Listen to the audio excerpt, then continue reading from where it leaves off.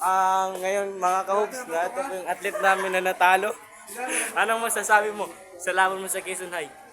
Hoy! Mamayang sila. Babalik kaming malakas. Yun o. Tapos na ito po yung nalumpo kong kaklase. Aray ko eh. Tapos na ito po yung nabubuhang kaklase. Baero. So mga ka-hoops, tulog ah. As usual, tulog na naman si Ruwa. Aray ko.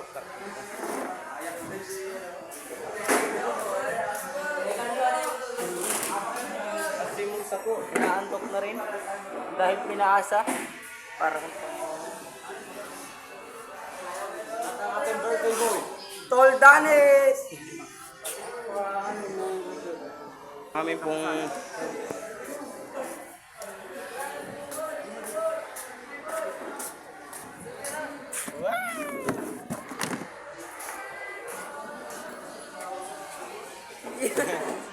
yun lang guys.